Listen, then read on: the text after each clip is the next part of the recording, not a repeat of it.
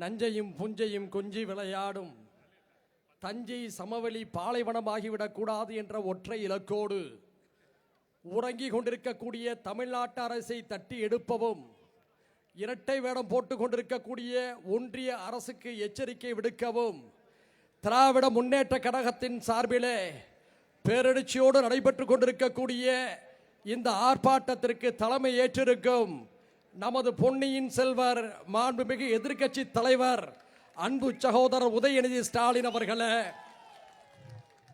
முன்னாள் அமைச்சர்கள் அண்ணன் நேரு, அண்ணன் MRK பன்னீர்செல்வம் உள்ளிட்ட முன்னாள் அமைச்சர் பெருந்தகைகளே, முன்னாள் இந்நாள் நாடாளுமன்ற உறுப்பினர்களே, சட்டமன்ற உறுப்பினர்களே, தோழமை கட்சிகளுடைய தலைவர்களே, பிரதிநிதிகளே, பெருமெழுச்சியோடு கூடியிருக்கக்கூடிய சகோதர சகோதரிகளே, உங்கள் அனைவருக்கும் மனிதநேய ஜனநாயக கட்சியின் சார்பிலே புரட்சிகர வாழ்த்துக்களை தெரிவித்துக் கொள்கிறேன்.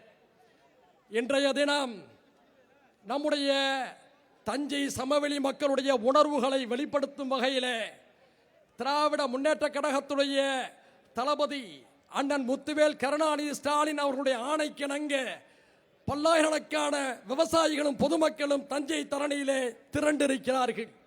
இந்த எழுச்சியும் திரட்சியும் உறங்கிக் கொண்டிருக்கக்கூடிய தமிழ்நாடு அரசை தட்டி எடுப்போம் என்ற ஒரு நம்பிக்கையை மக்களிடம் ஏற்படுத்தியிருக்கிறது. இன்றைய தினம் காவிரிக்காக எல்லோரும் பேசுகிறார்கள். ஒரு அமைச்சர் சொல்கிறார், காவிரியை பற்றி உதயநிதிக்கு என்ன தெரியும் என்று சொல்கிறார். அவருக்கு நாங்கள் சொல்கிறோம், காவிரியை பற்றி எங்களுடைய எதிர்க்கட்சி தலைவர் சகோதரர் உதயநிதிக்கு முழு விபரம் தெரிந்த காரணத்தினால்தான் தஞ்சை தரணிலே பல்லாயிரக்கணக்கான விவசாயிகளையும் மக்களையும் என்று கூட்டி நம்முடைய உணர்வுகளை வெளிப்படுத்திக் கொண்டிருக்கிறார். திராவிட முன்னேற்ற கழகம் களத்துக்கு வந்து காவிரிக்காக போராடுவது ஆட்சியில் இருந்தாலும் இல்லாவிட்டாலும் தமிழ்நாட்டுடைய ஒற்றை நலனை கருத்தில் கொண்டுதான் என்பதை வரலாறு அறியும். இந்த நேரத்தில் நாம் இந்த ஜோசப் விஜயாவுடைய அரசுக்கு சொல்லிக்கொள்ள விரும்புவது என்னவென்று சொன்னால், தமிழ்நாட்டு விவசாயிகளுடைய உணர்வுகளுக்கு எதிராக நீங்கள் கர்நாடக முதல்வரை சென்று சந்திக்க திட்டம் போட்டீர்கள். என்ன நடந்தது? அவர்கள் உங்கள் வருகையை நிராகரித்து தமிழர்களை அவமானப்படுத்தும் வகையில் நீங்கள் வர வேண்டாம் என்று சொன்னார்கள். இது உங்களுக்கான இழிவல்ல, தமிழ்நாட்டைச் சேர்ந்த 7.5 கோடி தமிழர்களுக்கான இழிவு என்பதை மறந்துவிடக் கூடாது. அரசியல் தெளிவும் அரசியல் புரிதலும் உங்களுக்கு போதவில்லை என்பதை தான் அந்த செயல்பாடு காட்டியிருக்கிறது. இப்பொழுது எங்களுடைய தஞ்சை பகுதி பாலைவனமாக வறண்டிருக்கிறது. உங்களுடைய அமைச்சர் பெருமக்கள் ஆயு என்ற பெயராலே ரீல்ஸ் போட்டுக் கொண்டிருக்கிறார்களே, மாண்புமிகு முதலமைச்சர் அவர்களே, உங்களுடைய அமைச்சர் பெருமக்களை எங்களுடைய தஞ்சை சமவெளி பகுதிக்கு அனுப்பி வையுங்கள். வறண்டு கிடக்கக்கூடிய எங்களுடைய காவிரியை உங்களுடைய அமைச்சர்கள் ரீல்ஸ் எடுத்து சமூக வலைதளங்களில் போட தயாராக இருக்கிறார்களா? எங்களுடைய காவிரி விவசாயி வேதனையிலே எரிந்து கொண்டிருக்கிறான்.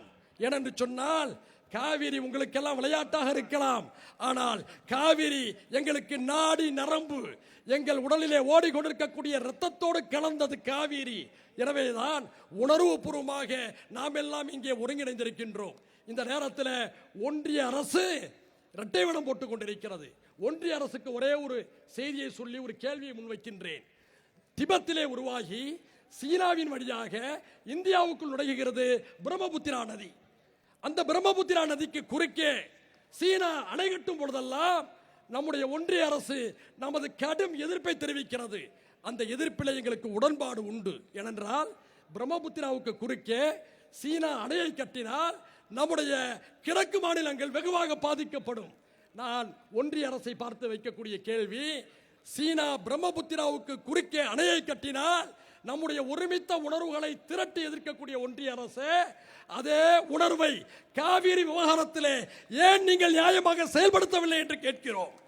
காவிரி மேலாண்மை ஆணையம் உத்தரவிட்டு அதை கர்நாடக அரசு மறுத்தால், நிராகரித்தால் பிரதமர் தலையிட வேண்டும் என்று உச்சநீதிமன்றம் சொல்லியிருக்கிறது. எங்கள் காவிரிக்கான நீரை கர்நாடகா தரமளிக்கிறது. இந்திய பிரதமர் நரேந்திர மோடி அவர்களே, நீங்கள் ஏன் வெளிப்படையாக கர்நாடக அரசை கண்டிக்க மறுக்கிறீர்கள்? முன்பு மன்மோகன் சிங் அவர்கள் பிரதமராக இருந்த போது இப்படிப்பட்ட ஒரு இக்கட்டான நிலை வந்த பொழுது உடனடியாக உச்சநீதிமன்றத்துறை வழிகாட்டின் அடிப்படையில் மன்மோகன் சிங் தலையிட்டு அதிலே ஒரு தீர்வை பெற்றுக் கொடுத்தார். அந்த திராணியும் துணிச்சலும் 56 இன்ச் அளவுக்கு மார்புள்ளவர் என்று பறைசாட்டி கொண்டிருக்கக்கூடிய நரேந்திர மோடி அவர்களே, அந்த துணிச்சல் உங்களுக்கு என்ன போனது? எங்களுக்கு தெரியும். உங்களுக்கு தமிழ்நாடு என்றால் கசக்கும், தமிழர்கள் என்றால் கசப்பார்கள். ஏன் தெரியுமா? உங்கள் பாரதிய ஜனதா கட்சிக்கு இங்கு எந்த வாய்ப்புகளும் இல்லை. வாய்ப்புகளே இல்லாத தமிழ்நாட்டுக்கு உதவுவதை விட ஓரளவாவது வாய்ப்புகள் இருந்த கர்நாடகாவுக்கு ஆதரவாக இருப்பதுதான் அரசியல் நலனுக்கு உகந்தது என்ற அடிப்படையில் தான் நீங்கள் இரட்டை வேடம் போடுகிறீர்கள். எனவே இந்த ஆர்ப்பாட்டத்தின் வாயிலாக நாம் வைக்கக்கூடிய கோரிக்கை, உடனடியாக பிரதமர் தலையிட வேண்டும். தமிழ்நாடு அரசுக்கு வைக்கக்கூடிய கோரிக்கை, உச்ச நீதிமன்ற தீர்ப்பை அவமதிக்கும் கர்நாடக அரசுக்கு எதிராக உச்ச நீதிமன்ற அவமதிப்பு வழக்கை தமிழ்நாடு அரசு தொடர வேண்டும். அடுத்து மாண்புமிகு முதல்வர் ஜோசப் விஜய் அவர்களே, நீங்கள் மேடைகளிலே புலியாக பாய்கிறீர்கள், சீறுகிறீர்கள். ஆனால் சட்டமன்றத்தில் பூனைக்குட்டியை போல பவியம் காட்டிக் கொண்டிருக்கிறீர்கள். உங்களுடைய மௌனம் கலைக்கப்பட வேண்டும். உங்களுடைய வீர வசனங்கள் திரைப்படத்தில் மட்டுமல்ல, காவிரி உரிமைக்காகவும் இருக்க வேண்டும் என்று நாங்கள் விரும்புகின்றோம். மௌனத்தை உடைத்து நீங்கள் பேச வேண்டும் என்று விரும்புகின்றோம். இந்த நேரத்தில் எங்களுடைய தஞ்சை தரணி விவசாயிகள் பாதிக்கப்பட்டிருக்கிறார்கள். வறட்சிக்கு நிவாரண நிதி கொடுங்கள். டெல்டா பகுதியை சேர்ந்த விவசாய தொழிலாளர்கள் ஒவ்வொருவருடைய ரேஷன் அட்டைக்கும் தமிழ்நாடு அரசு அடுத்த 3 மாதங்களுக்கு தலா 5000 ரூபாயை வழங்க வேண்டும் என்ற கோரிக்கை இந்த ஆர்ப்பாட்டத்தின் வாயிலாக வைக்கின்றோம். அடுத்து குறுவை பொய்த்து விட்டது. ஏறத்தாழ 4 லட்சம் ஏக்கருக்கும் அதிகமான நிலங்கள் வாய்ப்பிழந்து கிடைக்கின்றன.